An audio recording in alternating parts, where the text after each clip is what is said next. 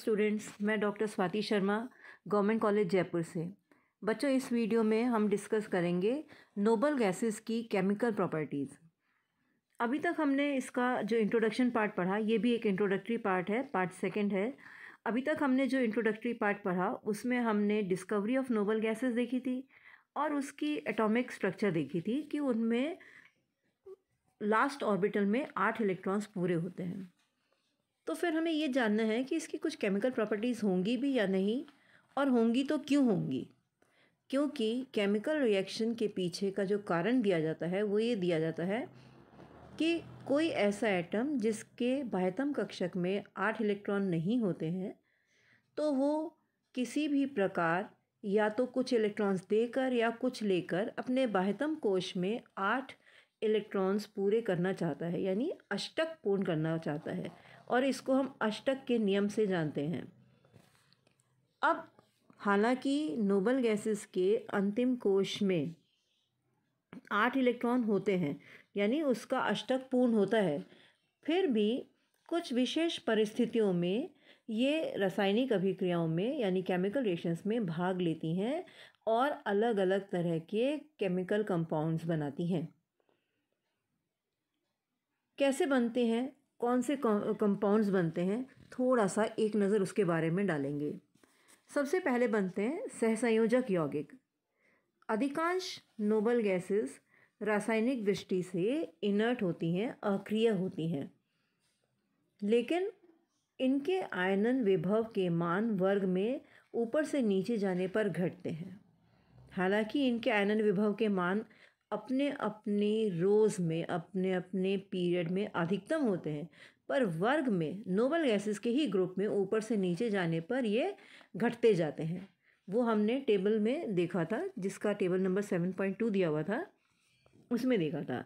और इसी वजह से ज़ीनॉन फ्लोरीन और ऑक्सीजन के साथ आसानी से कोवैलेंट कंपाउंड्स बना लेती है, और क्रिप्टन भी कुछ यौगिक कुछ कंपाउंड्स बनाते हैं। ज़ीनॉन के कुछ प्रमुख यौगिकों का अध्ययन हम इस चैप्टर में करेंगे, आगे की वीडियोस में हम इस पर डिस्कस करेंगे।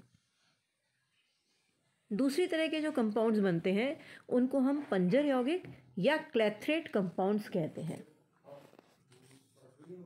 क्लैथरेट कंपाउंड्स हैं कुछ ऑर्गेनिक कंपाउंड्स, उत्कृष्ट गैस जैसे बेंजीन हुआ, क्विनॉल हुआ, फिनॉल हुआ, ये नोबल गैसेस के साथ बहुत हाई प्रेशर पर, उच्च दाब पर ठोस सॉलिड मॉलिक्यूलर कंपाउंड्स बनाते हैं।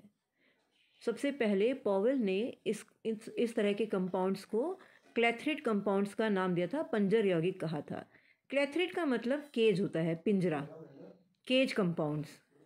इन यौगिकों में उत्कृष्ट गैस के परमाणु कार्बनिक यौगिक के क्रिस्टल जालक के अंतर आणविक स्थानों में आकर समा जाते हैं। इसका मतलब हुआ कि जो नोबल गैसेस हैं उनके एटम्स, क्या होता है, ऑर्गेनिक कंपाउंड्स के जो क्रिस्टल्स होते हैं उनके वॉइड्स में, उनके छिद्रों में, रिक्त स्थानों में, जिनको हम अंतर आणविक स्थान भी कहते हैं, उनमें आ जाते हैं। इस तरह से बने हुए कंपाउंड्स जो हैं उनमें ऑर्गेनिक कंपाउंड्स और नोबल गैसेस के एटम्स के बीच में केवल और के दुर्बल वैंडरवाल्स फोर्सेस ऑफ अट्रैक्शन पाई जाती है, वैंडरवाल आकर्षण बल पाए जाते हैं।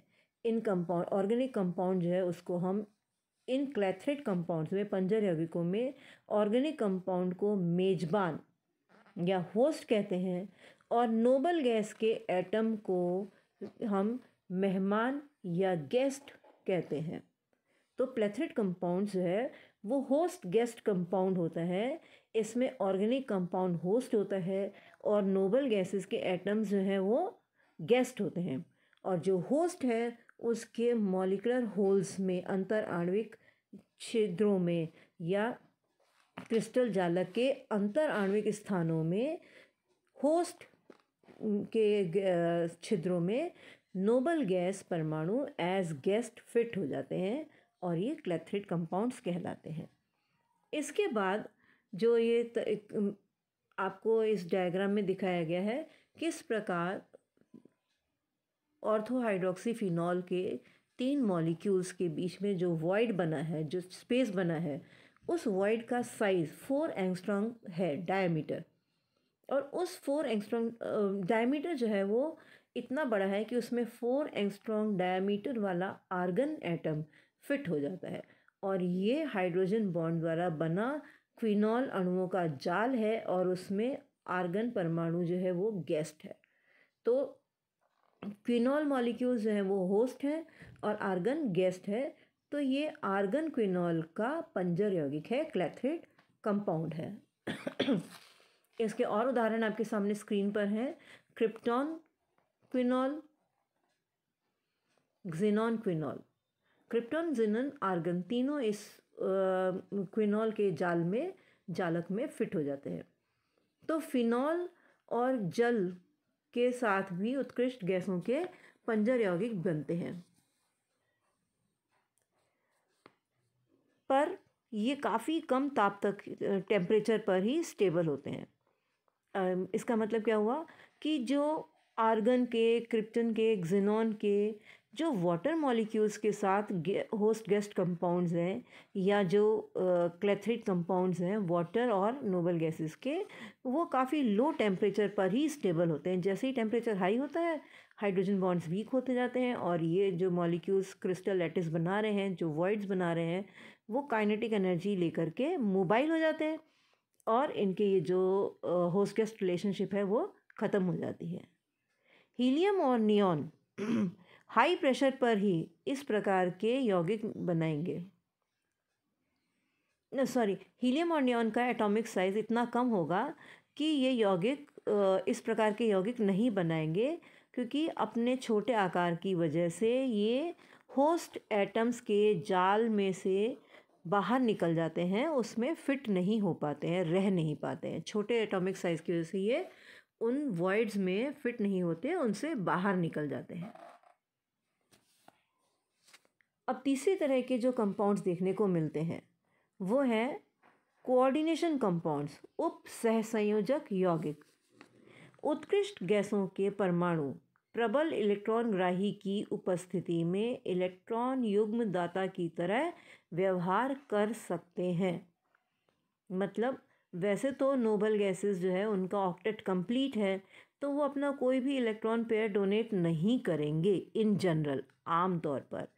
साधारण परिस्थितियों में, सामान्य परिस्थितियों में ऐसा नहीं करेंगे, पर फिर भी अगर इनके पास सामने बहुत स्ट्रॉन्ग इलेक्ट्रॉन एक्सेप्टर हो तो ये इलेक्ट्रॉन पेयर डोनर की तरह से, यानी बेस की तरह से, लुईस बेस की तरह से बिहेव कर सकते हैं।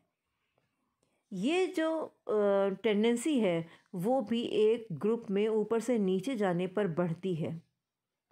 बूथ तथा विल्सन, ये दो वैज्ञानिक हुए हैं, इन्होंने 1935 में ऐसे बहुत सारे ऑर्गेनिक कंपाउंड्स की स्टडी की जिनमें आर्गन एटम बोरोन ट्राईफ्लोराइड के साथ कंपाउंड बनाता है, कोऑर्डिनेशन कंपाउंड बनाता है, और इसका फॉर्मूला होता है आर्गन डॉट एक्स BF3 और एक्स की वैल्यू 1 से लेकर के 1 2 3 6 8 या 16 हो सकती है।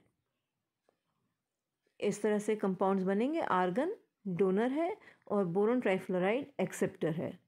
आर्गन डोनर है और 2 BF3 मॉलिक्यूल्स एक्सेप्टर है, 2 पेयर्स डोनेट कर रहा है। आर्गन डोनर है, 3 इलेक्ट्रॉन पेयर्स डोनेट कर रहा है, और आर्गन 3 बोरोन ट्राईफ्लोराइड मॉलिक्यूल्स के साथ कोऑर्डिनेशन कंपाउंड्स बना रहा है। इसी तरह से ये इस एटॉमिक स्ट्रक्चर को देखिए, BF3 के हमारे पास कितने यहाँ पर मॉलिक्यूल्स हैं, 3, एक मॉलिक्यूल बीच में है और 1 2 3 साइड में है, और आर्गन इन 2 BF3 मॉलिक्यूल्स को एक साथ इलेक्ट्रॉन्स डोनेट कर रहा है और ये एक चेन कंपाउंड सा बन रहा है। आर्गन के बोरोन ट्राईफ्लोराइड के साथ बने कोऑर्डिनेशन कंपाउंड इस तरह के होते हैं, जिसमें जाइंट मॉलिक्यूल की संरचना होती है। अब चौथी तरह का कंपाउंड जो बनता है, केमिस्ट्री जो ये शो करता है, वो है उत्तेजित अवस्था में बने यौगिक, compounds formed under excited conditions. इसमें क्या होता है कि अगर हीलियम एटम में 1s कक्षक का एक इलेक्ट्रॉन एक्साइट होकर के 2s कक्षक में चला जाता है तो हीलियम में भी केमिकल रिएक्शन पॉसिबल हो जाती है। केमिकल रिएक्शन हीलियम में क्यों हो रही है कि 1s2 इसका इलेक्ट्रॉनिक कन्फिग्रेशन है पर 2s वेकेंट ऑर्बिटल उपलब्ध रहता है, सेकेंड शेल वेकेंट है तो होती तो है ही, तो वो 1s2 वाला जो इलेक्ट्रॉन पेयर है वो अनपेयर होकर के एक इलेक्ट्रॉन 2s1 में चला जाए, इतनी इलेक्ट्रॉनिक इसको इतनी एनर्जी मिल जाए और ये एक्साइटेशन हो जाए तो रासायनिक क्रिया संभव हो पाएगी। पर होता क्या है कि इलेक्ट्रॉन के इस उत्तेजन के लिए 1924 किलो जूल पर मोल एनर्जी की ज़रूरत पड़ती है। इतनी एनर्जी जो है वो सिर्फ स्पेक्ट्रोस्कोपिकली यानी स्पेक्ट्रोस्कोपी द्वारा अथवा विद्युत विसर्जन इलेक्ट्रिक डिस्चार्ज या इलेक्ट्रॉन बम्बार्डमेंट के द्वारा ही अभिक्रिया में उपलब्ध करवाई जा सकती है। यानी इतनी high energy 1924 kilo joules per मोल एनर्जी चाहिए हीलियम को केमिकली रिएक्टिव बनाने के लिए।